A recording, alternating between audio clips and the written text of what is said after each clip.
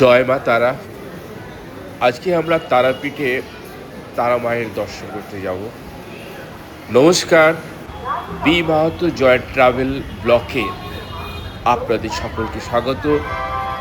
আজকে আমরা রামপুরহাট স্টেশনে থেকে মায়ের মন্দির পর্যন্ত যাব।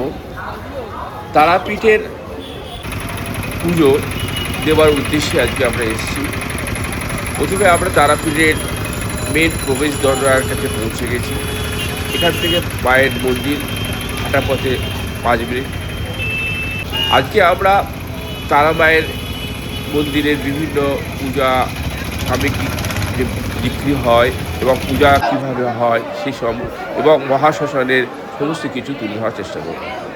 মায়ের মন্দির এতটাই ভিড় ছিল যে দর্শনার্থীরা তারা নিজেদের দালানে বসে এবং তারা ফটোশ্যুট করছে এবং মন্দিরের পুরোহিতরা পূজা অর্চনার মাধ্যমে মন্ত্র উচ্চারণ করে পুজো দিচ্ছেন।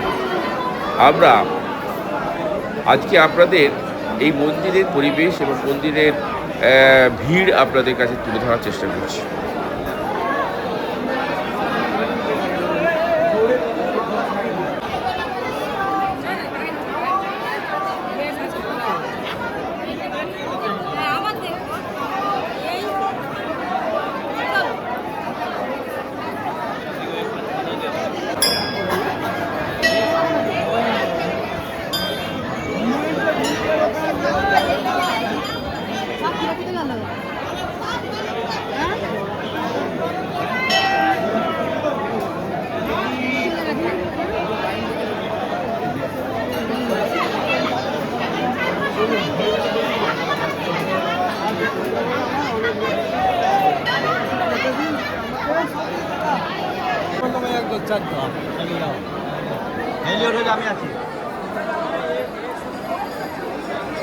এটি মন্দিরের সামনে, যেখানে সমস্ত ভক্তরা তাদের মানত কামনার জন্য এখানটা চুন্দ্রি এবং বাঁধেন এবং তারা ধূপকাঠির মাধ্যমে তাদের ঈশ্বরকে প্রার্থনা করেন।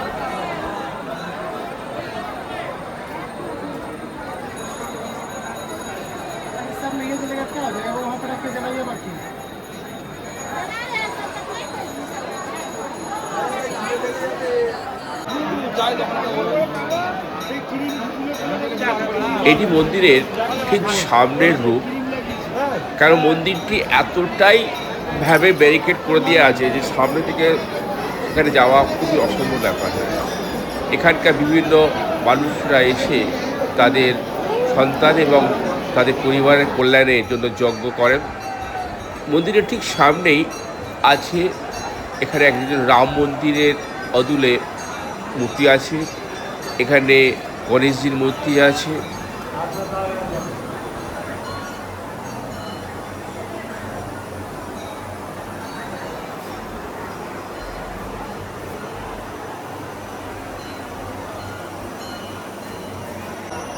বামাখ্যাপার মূর্তি,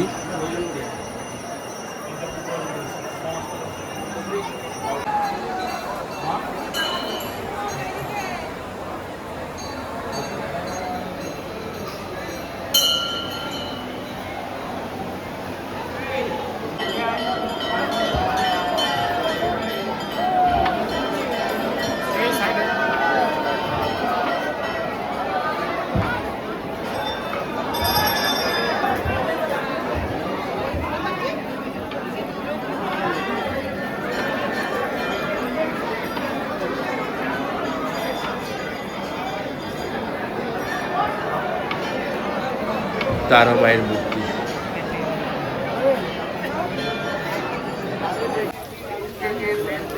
বাজারের বিভিন্ন রকমের এখানে ফটো এবং পুজো সামগ্রী বিক্রি হয় এবং সেখানে মানুষরা তাদের পুজোর সামগ্রী কিনে মন্দিরের দিকে এগিয়ে যায়।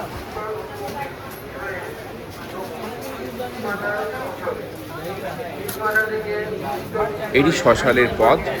এখন আমরা মহাশ্মশানের দিকে যাব। তারাপীঠের মহাশ্মশানের একটা আলাদাই গুরুত্ব আছে, কারণ এখানে বিভিন্ন তন্ত্রবিদ্যা বা জ্যোতিষী যারা আছে তারা সবসময় এখানে আসেন এবং যজ্ঞ মাধ্যমে সিদ্ধি লাভ করেন এবং মানুষের কল্যাণে সেটা কাজে লাগান।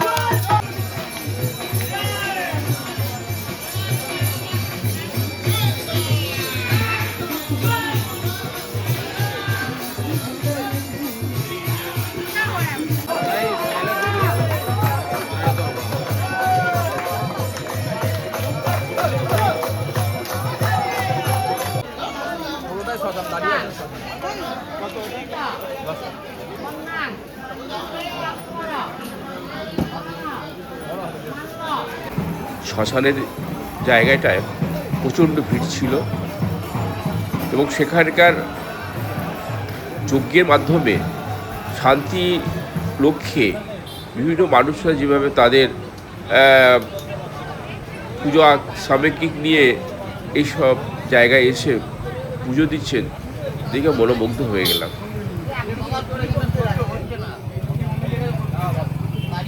এবার ফেরার পালা।